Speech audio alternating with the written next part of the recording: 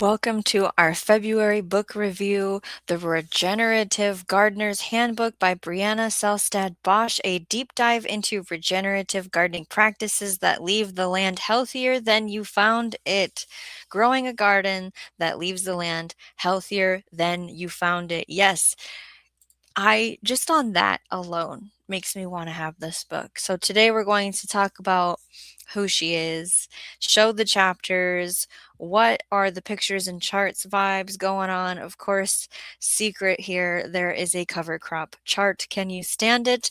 And we're going to dig into what this book really teaches. So first, who is Briana Selstad Bosch? Briana is the founder of Blossom and Branch Farm. So I have linked her YouTube channel in the description. It is a 2-acre micro farm in Colorado that focuses on organic and regenerative practices that improve soil, support wildlife, and build healthier ecosystems. She teaches regenerative gardening through workshops, online content, and now we have the handbook that we can have in our own gardener's library. So, how is the book organized?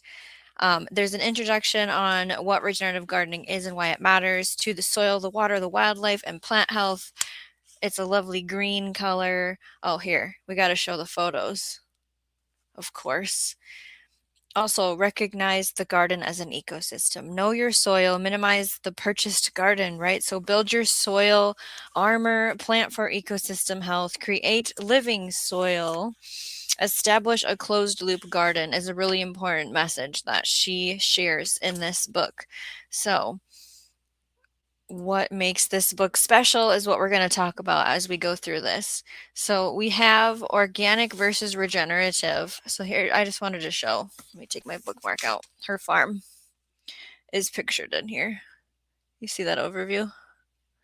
For anybody that has never seen it, you can go to her YouTube channel and check it out. We'll have a link to where you can buy this book too in the description. So she does explain the difference between organic and regenerative. What are the differences? Do you know? Let me know in the comments below. She goes into understanding biodiversity in the garden. So how to deal with pests, right? There's pictures, of course.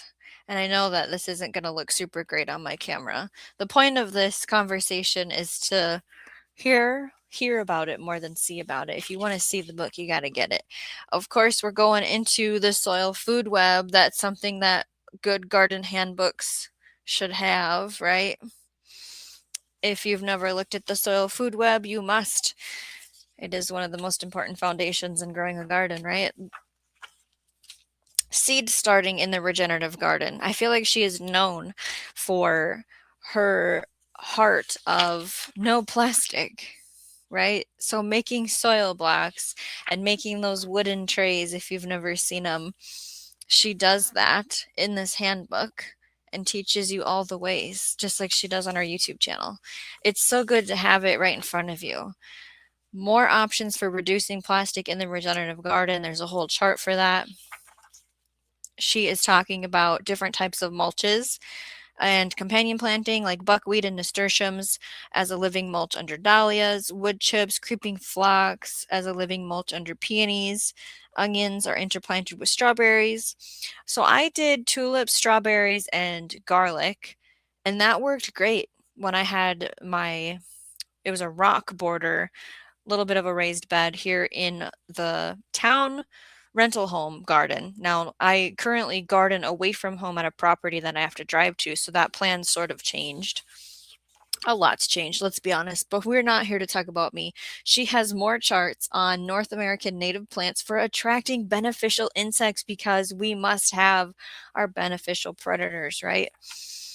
She goes into crimping and terminating cover crops. She shows an entire chart on cover crops, which is my secret of why this book is so special.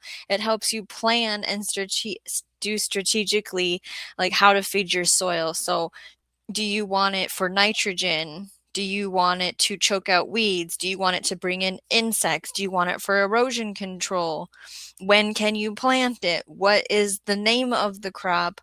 And the recommended termination. it's here in this book. Can you believe it? I love it so much. Just that chart alone is worth buying this book. Then she goes into compost slurry dips for planting, how to make a weed tea. This book is wonderful. So I'm going to read some community reviews and impressions. It's accessible and practical for everyday gardeners. It leans into ecological principles instead of heavy chemicals. That's right. So have you tried any regenerative techniques yet? Drop it in the comments. What's your favorite soil building practices? And what cover crops are you curious to try this year? I have done a mix of oats, clover, and buckwheat, and I did it as a winter kill. This year I have buckwheat and some fava beans that I'm not sure what I'm going to do with, and mustard. I have a pound of mustard to play with that I can use. What was the other one? Oh, I planted a cover crop this fall too late. And so the seeds are still in the garden under 3 feet of snow and leaves. And we'll see if they germinate in the spring and if that's going to turn into a situation or not. Before we go deeper, I want to thank everyone who made this book review possible through the super chats and memberships. They are just starting at $1. You can be a member of the channel.